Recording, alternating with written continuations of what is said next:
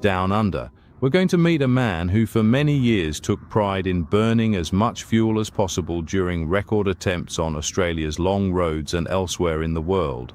This fuel waste nevertheless sparked some thoughts, and it led to a Dane from the land of the Sun Chariot inventing the modern solar car.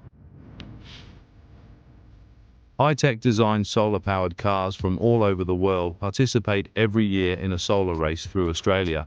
But when a Danish-Australian adventurer in the early 70s proposed driving a solar-powered car across Australia, everyone thought the man was crazy. Everyone said it was a complete impossibility to drive across Australia 5,000 kilometers on solar power alone. It was simply completely impossible. And then came the idea, what if we have a solar car race across Australia? And it worked. People came from all over the world to race solar cars. And Honda won the last race and drove 802 kilometers in one day with an average speed of 84.9 kilometers per hour on solar power alone. Hans Tolstrup lives in an affluent neighborhood outside Sydney, and here you can see the now 50-year-old adventurer and multi-idea man on a solar-charged Danish Long John of his own Storm P construction.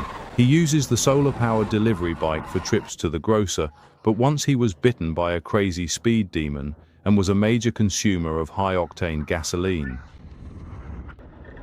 I mean, I was one of the world's biggest gas guzzlers, that's for sure. Before the energy crisis, I believed, like everyone still believes, that we have plenty of oil. And oil, it never runs out, and we should just use it as fast as we can, as much as we can, and we should just have fun and games using the energy. One of the ways Hans Tolstrup enjoyed burning gasoline was during all sorts of record attempts. Here is Hans Tolstrup in a film clip from the 70s, where the goal was to prove that he alone could sail all the way around Australia in a small speedboat. I persuaded someone to lend me a boat, and I had sailed in Middelfart, so I knew everything about sailing, obviously, right? Middelfart, it's a port town. One day I bought a book on navigation, and it said in that book that the Vikings were so skilled at navigating. And when they sailed out, they kept land on the right hand, and when they came home, they had to have it on the left hand and this and that. It sounded very sensible. But then suddenly the man said that since we aren't Vikings, we had to learn about navigation and read this book. And it was a thick book. And I thought, no, I can't be bothered with that because I'm a Viking and I just have to get out of Sydney Harbour. And if I keep land on the left hand all the time, I'll come back to Sydney. It's 20,000 kilometers later, sure, but Sydney would come back.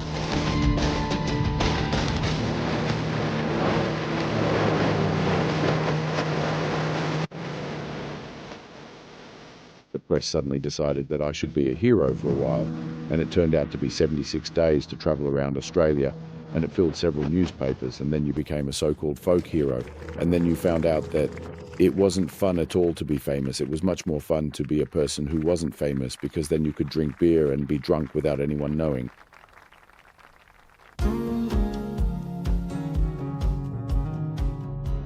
Ever since Hans Tolstrup left his homeland for the first time as an 18-year-old, his life has been one long challenge of fate on journeys through all corners of the globe. Countless are the breakneck record attempts that over the years have established Hans Tolstrup's reputation as a daredevil and adventurer on land, at sea, and in the air. I found out that no one had ever flown around the world alone. So I went to the bank and took my money out of the bank and went to the USA and bought a plane and went up to some people and said that I just needed to learn to fly. And it took, unfortunately, 10 days to get my license to fly. And then I flew off, and the first thing I found out on the second day was that you weren't allowed to fly over the North Atlantic without having an instrument flight rating. And I didn't have that. But then you could, of course, take the back way. So I drove up the back way in Canada and then over to Greenland, so there was no one who asked there if you had an instrument flight rating. I remember very clearly I flew to Denmark. I was still on a North Atlantic sea chart. So there was only one thing to do, that was to fly low so you could follow the road signs. So you just flew down at like 100 meters and followed the road signs, so you find your way quite well anyway without having maps. But I had to move on. And then you just do this, you take a bag like this and you act as if you were a pilot, and then you go into SAS in Kastrup there and say, hello, I just need maps for Singapore, because that was SAS's flight department. Well, then there was a man there. He went in and he took all the maps out. And then I got all the maps I needed for Singapore. They were actually maps for jet planes that were high up, but that doesn't matter. You still have that information you want to have. And then you can use road maps. You get those for free at a service station. So I've never really spent big money on that kind of nonsense. After several hazardous stops, including Turkey, things went wrong when Hans Tolstrup reached the Pacific and had to make an emergency landing on a small island with a broken propeller. When an airplane propeller breaks, then you obviously have a problem.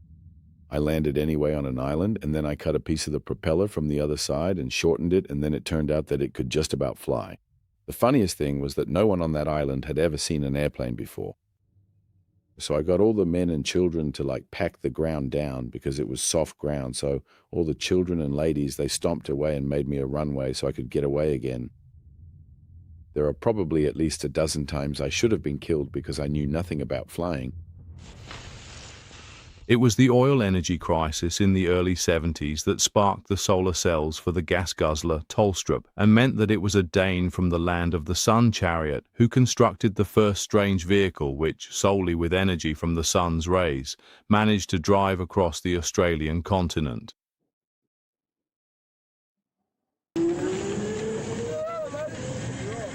The vehicle, nicknamed the Quiet Achiever, the Silent Feet, caused a justified stir wherever it appeared on its maiden voyage.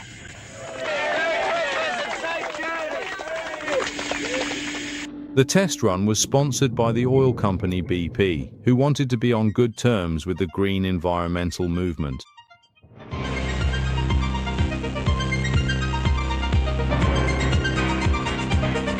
Once Hans Tolstrup had shown the way, the solar race became a recurring event in Australia, where the major car manufacturers' factories have since spent millions of kroner to participate. Still, it's hard for the Danish emigrant to find money for new solar ideas, as long as the world has enough oil. Having produced the world's first solar car, it means you don't have to think about tombstones anymore, because there's something truly wonderful in having made the world's first solar car, because it just runs as long as the sun is here. And that satisfaction of having built the world's first solar car, it's just wonderful. But you can't rest on your laurels, and we must move on. And if there's no money to continue with solar car races, and the government is uninterested and people aren't interested because everyone says, well, there's enough gas and pollution, well, that's the next generation's problem. Forget pollution, forget the greenhouse effect and global warming and so on. And then you just get very frustrated. The story of an emigrant on a self-driving solar bike thus becomes also the story of Hans, who started as a death-defying young adventurer and ended with grave concerns about energy for future generations. And then the emigrant's almost mandatory lecture to those of us back home in the old country. Why should you be narrow-minded just because it's a small country? It's the world's loveliest country, so it should have the world's greatest people. But Danes can't figure that out, and then you get picked on if you're different, and I just don't care for that.